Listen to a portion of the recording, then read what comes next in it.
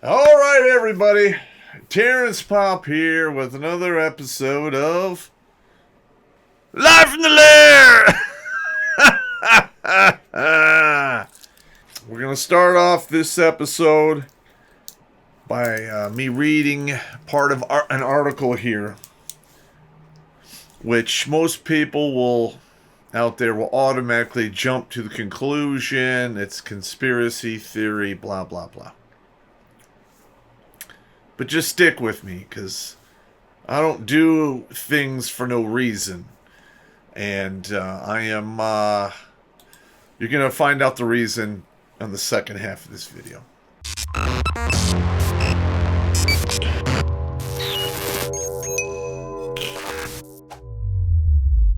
The first wave, well, that was about voting. The second wave, that was about the pill. Double wah. The third wave, it was about securing more rights than men. What does the fourth wave look like? Find out and arm yourself against the war for your soul and this country. You need these books here. Surviving Fourth Wave Feminism, volumes 1 and 2. They're on sale now. Click on the link below in the description, because if you save masculinity, you're going to wind up saving the world. I follow a lot of conspiracy theories and what have you. Ones that go all the way back to how the Bible was assembled and, what parts were removed and why. And there's been so much time has taken place that most people just flat out accept straight up that the Bible is what the Bible is. And don't get me wrong, I've read the Bible like 3 times. I've read the Quran, I've studied the Buddhist teachings, I Ching, Chinese philosophy, other philosophers, Now, I don't have a degree in any of this, so this was just done on my own behalf, which, in my opinion, is probably some of the best learning you can get. Because there's a marked difference between what a teacher pounds in your head and what the teacher puts in front of you creates curiosity, which motivates you to take that, that piece of knowledge and put it in your brain pan of your own accord. So that's what I'm trying to do here. All right. So on this particular article, I know this is off in the weeds here. Hitler escaped to Argentina, died old, photos, docs, and DNA analysis. Now, we were all told, in school that Hitler and his entourage went into a bunker and they drank poison, shot themselves, what have you. Okay. And then the bodies were taken out back, set on fire, and it is what it is. That's what we were all told. That's what everyone out there believes. But this is one of those articles where I am going to basically tease you with a little bit of curiosity. Because yes, curiosity, it kills the cat. Maybe the cat will die, but he learned a lot of lessons to save a lot of other people that don't die. Alright, so here I have the opening picture here of an old guy, probably north of 70. You can tell by the size of the ears and the nose, which usually don't stop growing as you age, so you wind up with incredibly large nose and ears, and I dread what I'll look like if I go beyond 65, because my nose probably is going to be on par with Gonzo from the Muppets. Okay, so they're going through here, and they talk about, how he died with Eva Braun. It was a suicide pact in 1945.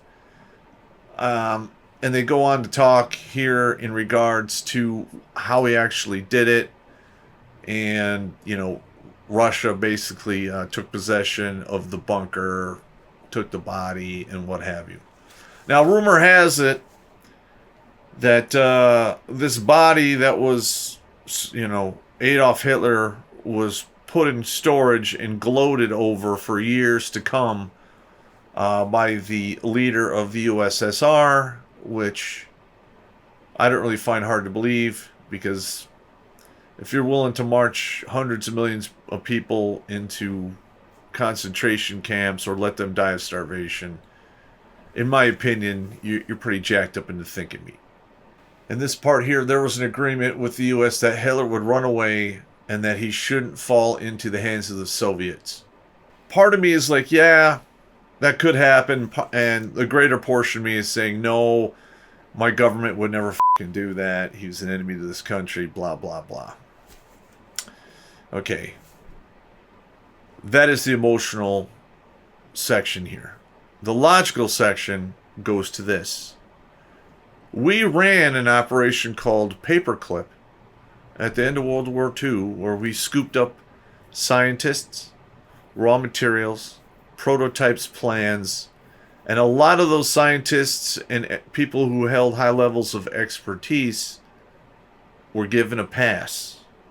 And if you don't believe me, if you watch the initial launch of the first moon mission, you will see von Braun in the control room. Yes, the von Braun was the guy who built the V1 and V2, weapons that Germany or the Nazis used on mainly England. And we gave him a pass, said, hey, build rockets for us, and it'll all be forgotten. All right, so that's the logical answer there. Let's see. This also applies to many scientists and the military and spies who later took part in the struggle against the Soviet regime, the Cold War. Okay, it's rumored that he got to safety via a tunnel beneath the Chancellery. I don't know if said tunnel exists. I have not seen any pictures on this. I don't know. All I know is that it's been pretty much bulldozed in and they built on top of it. It no longer exists, so we're told. Okay, so he goes to the airport where a helicopter is waiting to whisk the dictator to Spain.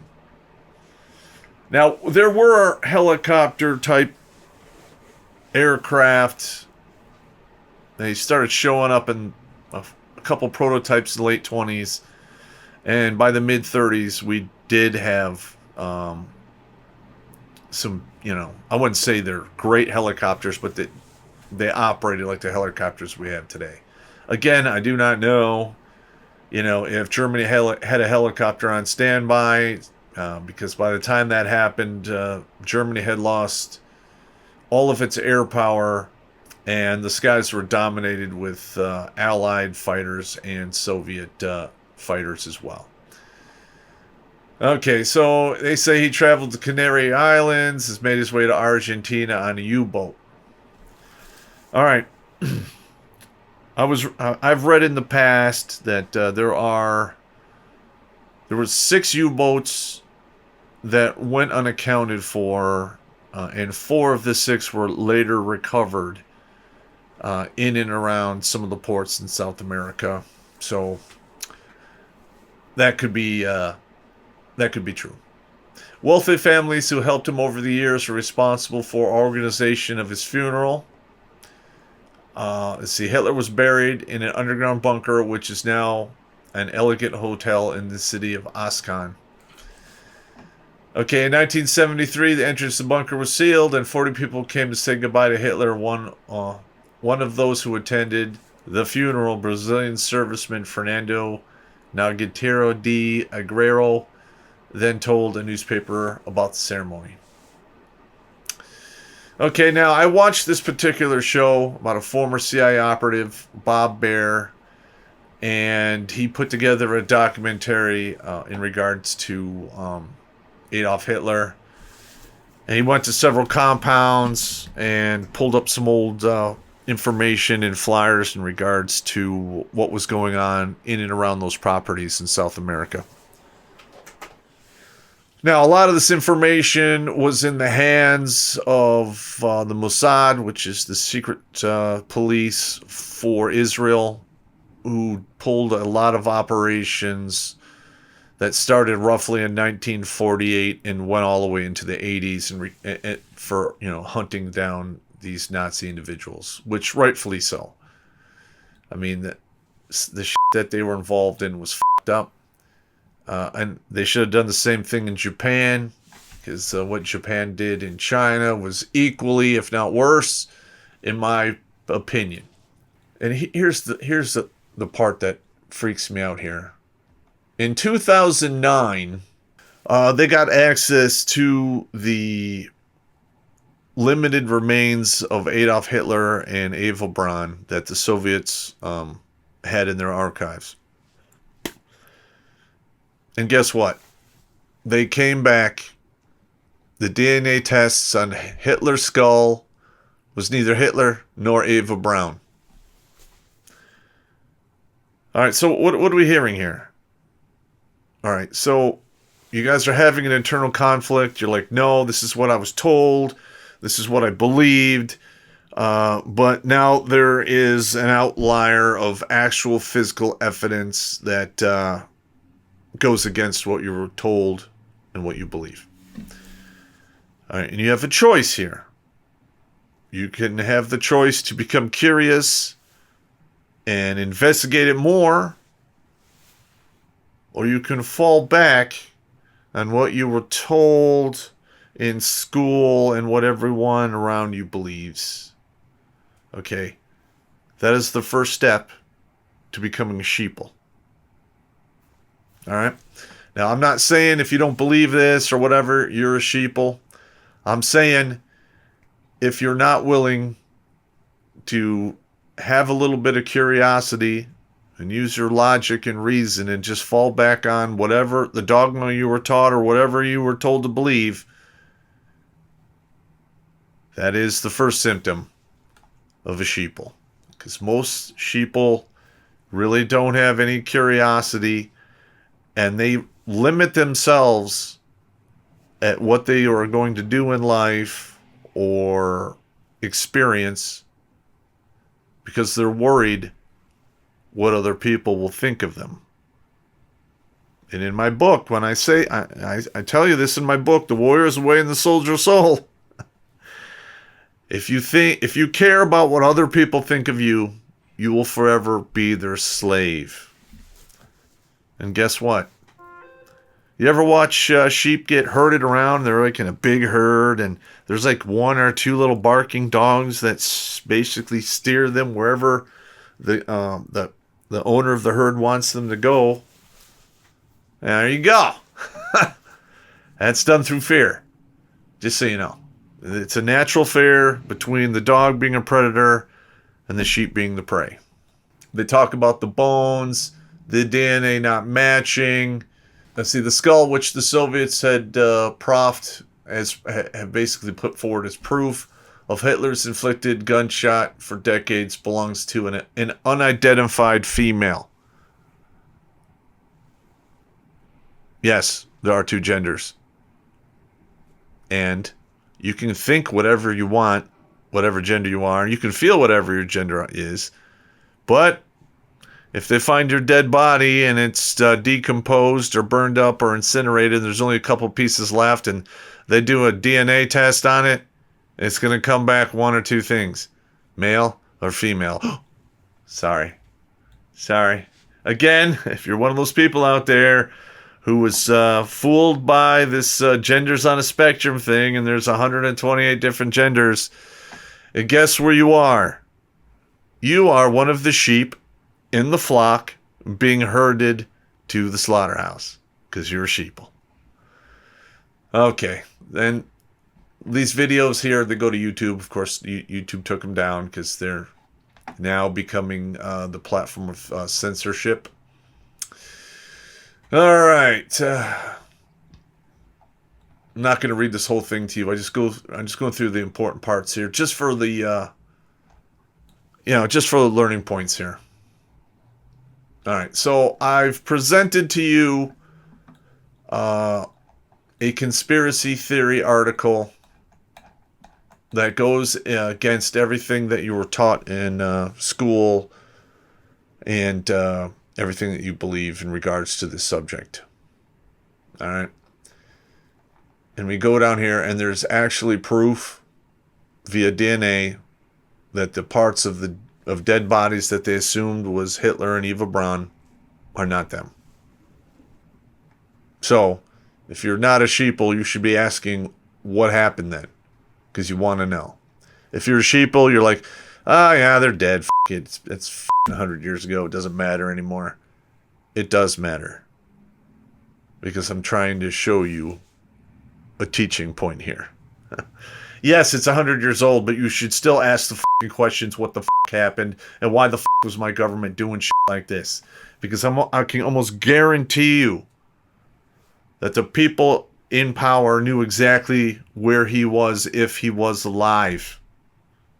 And if that was the case and they didn't do or say anything about it, then they're complacent, or they're unwilling, or there is some benefit to not going after him. Okay, and here are 13 ways that you can be a sheeple here. And you can use some of, these examples here in regards to the first half. All right, number 1, you emulate other people's goals in life. And I think this is starting to really hit the feminists out there, because they get indocked basically starting in middle school, and a lot of these girls, by the time they reach seniors in high school and go on to college, they are either fully indocked and they believe the whole deal, or they're going along with their friends who have been indocked because they don't want to be the odd men out. Congratulations. You're the sheeple. And your goals get changed to what their goals are. Like, say in middle school, you're like, hey, I want to own my own business and do X, Y, Z. And then when you get done with high school, they're like, why would you want to do that when you can do this? So somebody's influencing, shutting down your life goals and dreams. Here's another one here. You always follow the latest trends. Women are big at this. The Coach purses, Gucci, all of the crazy perfume, the dresses, the clothes, the cars, the houses. Women are all about this. And I talk about this in my videos. I call it Keeping Up with the Joneses or Jamal. Because, historically, there have been less men who are the sheeples and more women.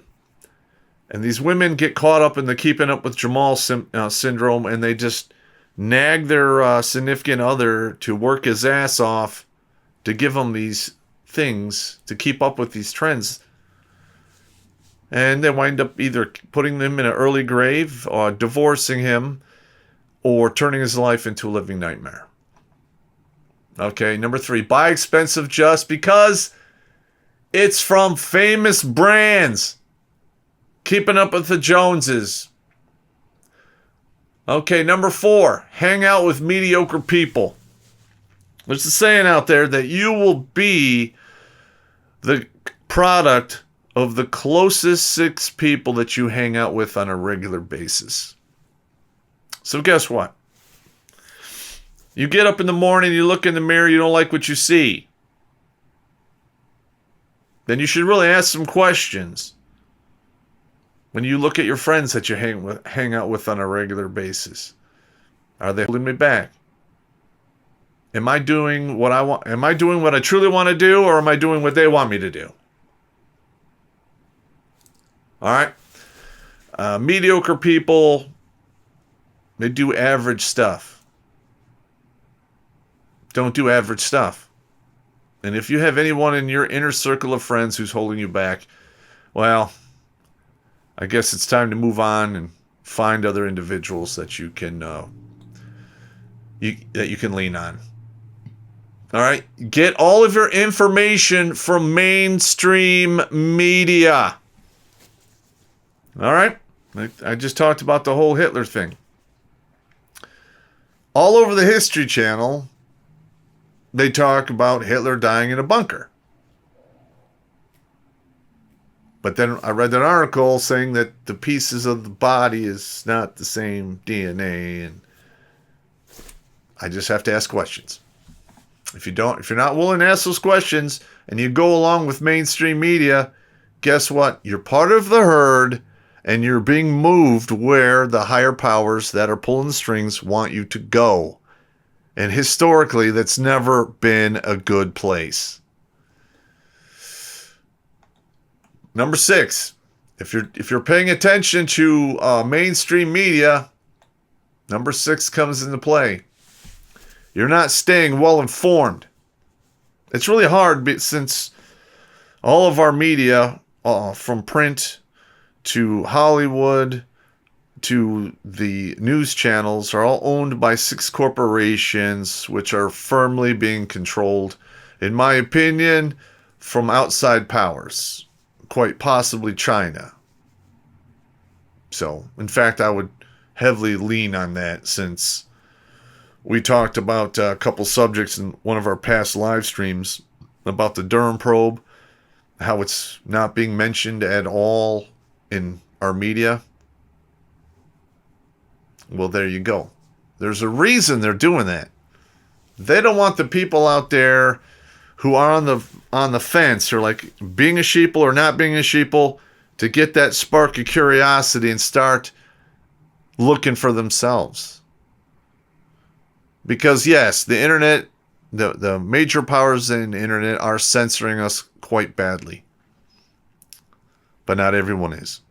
And if you look hard enough, you can find the cracks between the redaction that is our media. Okay, number 7, adopt the opinions of the majority. Majority.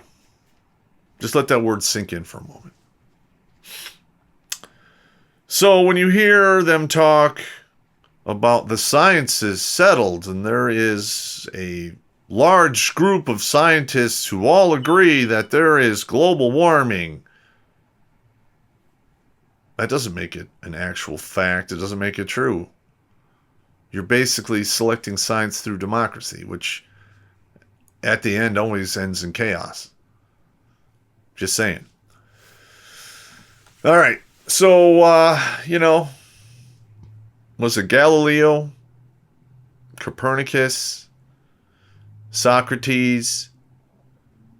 They all went against the consensus or the majority, and they paid the price. Some of them died, a lot of them were imprisoned, but it is what it is. The majority doesn't make it right. It just makes it a mob, and they both start with an M. Okay, number 8, always obey authority figures. Now, the big difference between a free thinker and a sheeple is a free thinker is going to go, what the f*** is going on here? Why is this happening? Where am I going? Why do you want to talk to me? The sheeple's like, all right, it is what it is. Now, granted, you can't always, go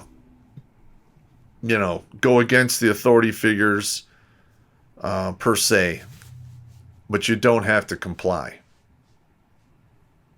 All right, if you don't comply, you're not obeying. And that could take many different forms. Okay, number 9. Now, remember when I said when you are worried about what other people think of you, you will always be their slave. And here it is, number 9. Avoid disapproval like the plague. There's a lot of people out there who are virtue signaling, and they're doing it because they don't want to fall into disapproval. Now listen, Truth hurts. It hurts for a reason. The truth is not an insult, and reality is not an attack. And perhaps we should have a lot more people out there saying, hey, you don't approve of me? Fine. I don't care. Or you can say, so what, comma, I don't care. I like that one better. All right. 10. Reject divergent ideas by default. This is a form of cognitive dissonance.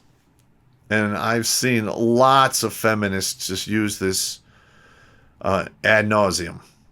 Okay. You show them the facts. You tell them the reality on the ground. You bring out the studies. You show the fucking gravestones. All of the fucking physical bullshit. And they will dismiss it out of hand. Because then they have to actually go through the internal conflict and pain of realizing that